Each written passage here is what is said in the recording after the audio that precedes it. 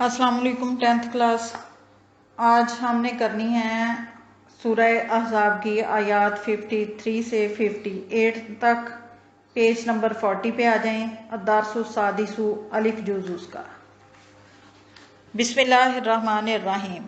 अल्लाह के नाम से शुरू करती हूँ जो बड़ा मेहरबान निहायत रहम वाला है। या अय्युहल्लज़ीना आमनू, ए ईमान वालो, ला तदखुलू, ना दाखिल हुआ करो, बयूतन नबी, पैगंबर के घरों में, इल्ला सवाए इसके, अयूजाना कि तुम्हें इजाज़त दी जाए, लाकुम तुम्हें, इला तामिन खाने की तरफ, इल्ला अयूजाना कि सवाए इसके कि तुम्हें के इजाज़त दी जाए, लाकुम तुम्हें, इला तामिन खाने की, गैरा नाजिरीना कि तुम्हें इंतज़ार करना पड़े करना पड़े इनाहू उसके पकने का। या अय्युहल्लज़ीना आमनू ला तदखुलू बयूतन नबी, ए ईमान वालो पैगंबर के घरों में ना जाया करो, इल्ला यूज़ाना लकुम इला तामिन सवाए इसके कि तुम्हें खाने की दावत दी जाए, गैरा नाजिरीना इनाहू और उसके पकने का इंतज़ार भी ना करना पड़े। वलाकिन लेकिन, इज़ा दुईतुम जब तुम्हें दावत दी जाए, फ़ादखुलू तो दाखिल हो जाओ या जाओ, फ़ाइज़ा तइमतुम और जब तुम खाना खा लो, फ़ांताशिरू तो चल दो, मुंतशिर हो जाओ, वला मुस्तानिसीना और ना जी लगा कर बैठो, ले हदीसिन बातों में, वलाकिन इज़ा दुईतुम लेकिन जब तुम्हें दावत दी जाए, फ़ादखुलू तब जाओ, फ़ाइज़ा तइमतुम और जब खाना खा लो, फ़ांताशिरू तो चल पड़ो, वला मुस्तानिसीना ले हदीसिन और बातों में दिल लगा कर ना बैठो।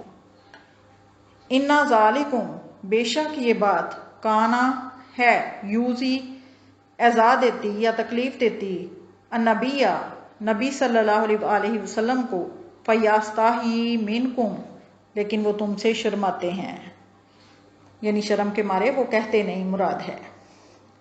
वल्लाहु और अल्लाह, ला यस्ताही नहीं शर्माता, मिनल हक़ी हक बात कहने से।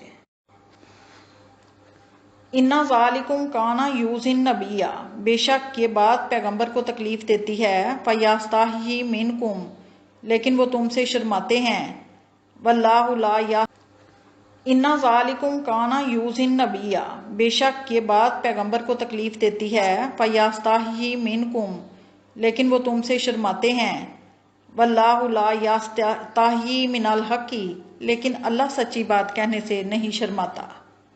वाइज़ा और जब, सअलतुमूहुन्ना तुम उन औरतों से मांगो यानी नबी की बीवियों से, मतान कोई सामान या चीज़, फसअलूहुन्ना तो मांगो उनसे, मिन वराए हिजाबिन पर्दे के बाहर से। वाइज़ा सअलतुमूहुन्ना मतान जब तुम पैगंबर की बीवियों से कोई चीज़ मांगो, फसअलूहुन्ना मिन वराए हिजाबिन तो उनसे पर्दे के पीछे से मांगा करो या बाहर से मांगा करो। ज़ालिकुम ये चीज़, अतहरु ज़्यादा पाकीज़गी वाली है, लिकुलूबिकुम तुम्हारे दिलों के लिए, व कुलूबिहिन्ना और उनके दिलों के लिए, ये बात तुम्हारे और उनके दिलों के लिए पाकीज़गी की है। वमा काना और शायान नहीं तुम्हें, अंतुजू कि तुम तकलीफ दो, रसूल अल्लाही अल्लाह के रसूल को, वला अंतान की हु और ना निकाह करना, आसवाजाहू उनकी बीवियों से, मिन बादही उनके बाद, आबादन कभी भी, वला अंतान की हु आसवाजाहू मिन बादही आबादन और ना ये कि तुम उनकी बीवियों से उनके बाद कभी भी निकाह करो। इन्ना बेशक, ज़ालिकुम ये है, काना है या थी, इंदल्लाही अल्लाह के नज़दीक, अजीमन बहुत बड़ी या गुनाह की, बेशक खुदा के नज़दीक ये बहुत गुनाह की बात है या गुनाह का काम है।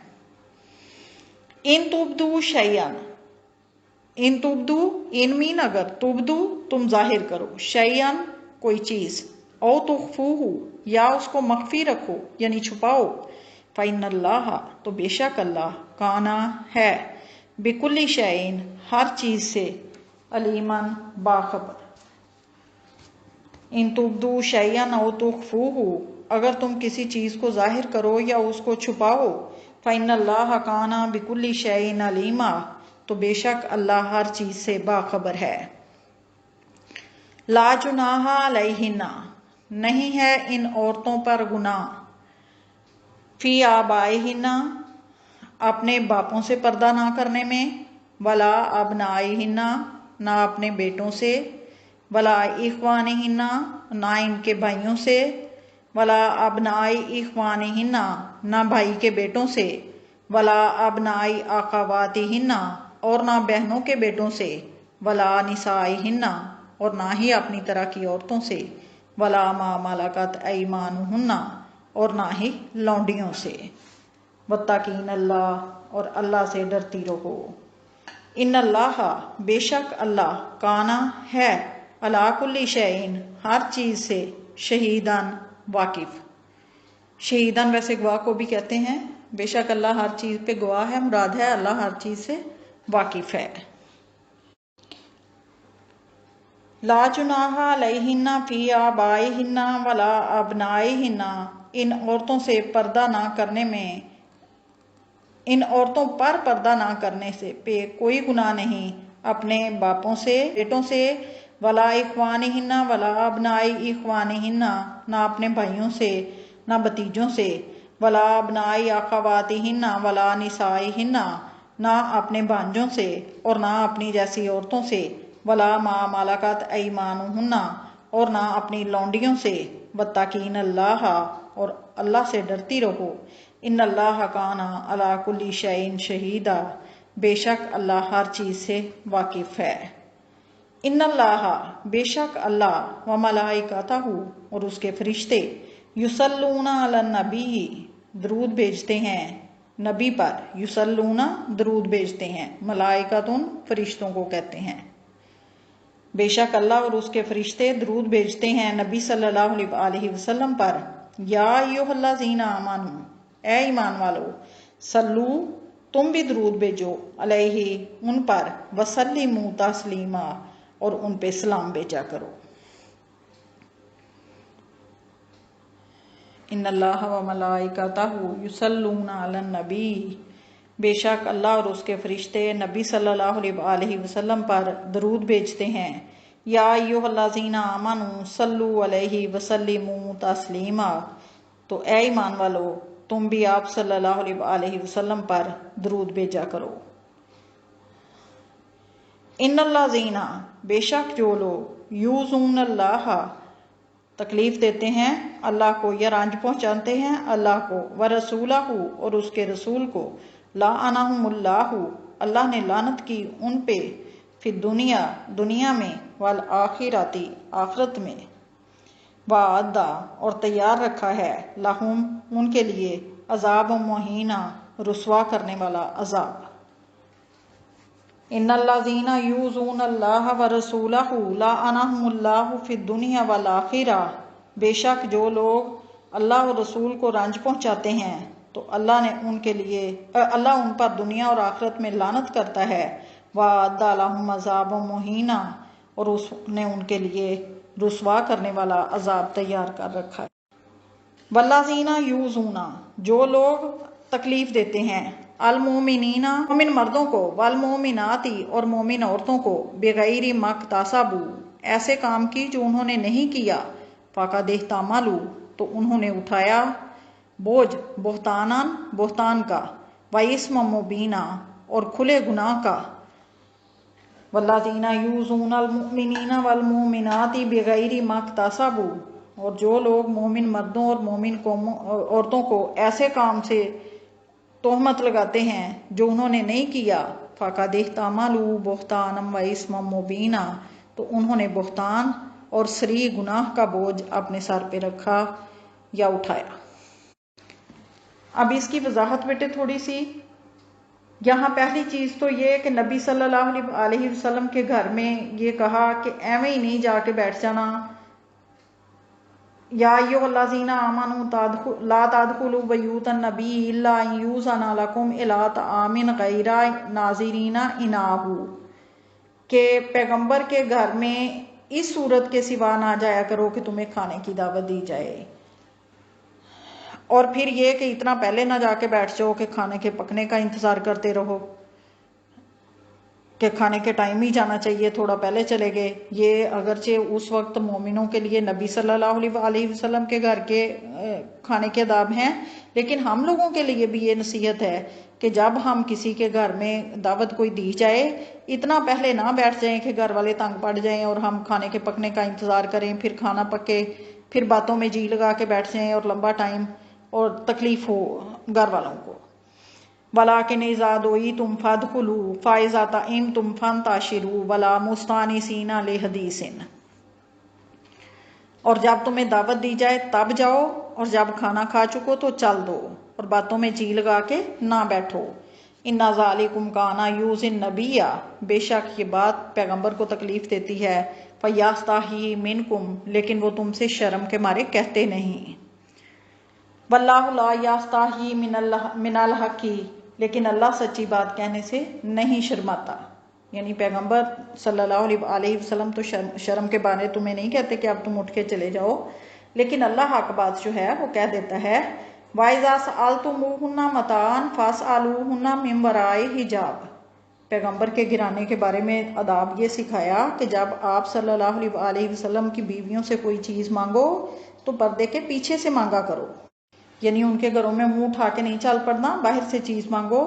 ذَلِكُمْ أَطْهَرُ لِقُلُوبِكُمْ وَقُلُوبِهِنَّ، یہ بات تمہارے اور ان کے دلوں کے لیے بہت پاکیزگی کی ہے۔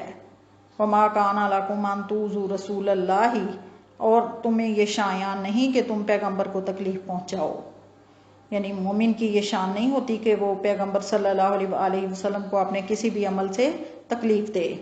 وَلَا أَن تَنكِحُوا أَزْوَاجَهُ مِن بَعْدِهِ أَبَدًا، یہاں یہ فرما دیا کیونکہ پیغمبر کی بیویوں کو امہات المومنین جو ہے وہ فرمایا گیا ہے، مومنوں کی مائیں ہیں، روحانی مائیں، تو یہاں یہ کہہ دیا کہ ان بیویوں سے، آپ کی بیویوں سے آپ کے بعد کبھی بھی نکاح نہ کرو، چاہے آپ ان کو طلاق دے دیں، چاہے آپ کی وفات کے بعد، تو ہر صورت میں، ہر دو صورتوں میں آپ ان بیویوں سے نکاح کی ممانعت کر دی گئی مومنوں کو۔ اِنَّ ذَلِكُمْ كَانَ عِندَ اللَّهِ عَظِيمًا، بے شک یہ بات اللہ کے نزدیک بڑے گناہ کی ہے۔ اِن تُبْدُوا شَيْئًا، اگر تم کوئی چیز ظاہر کرو، تُخْفُوهُ فَإِنَّ اللَّهَ كَانَ بِكُلِّ شَيْءٍ عَلِيمًا، یعنی ظاہر بھی کرتے ہو، چھپاتے بھی ہو، تو اللہ کو تو پتہ چل ہی جانا ہے۔ تو اپنے اعمال جو ہیں مراد ہے کہ درست رکھو، کہ اگر تم چھپا کے بھی کرو گے تب بھی پتہ اللہ کو چل جانا ہے، اور اگر تم ظاہر کر کے کرو گے تو تب بھی وہ جانتا ہے۔ اگلی آیت میں پردے کے احکامات جو ہیں وہ بتائے گئے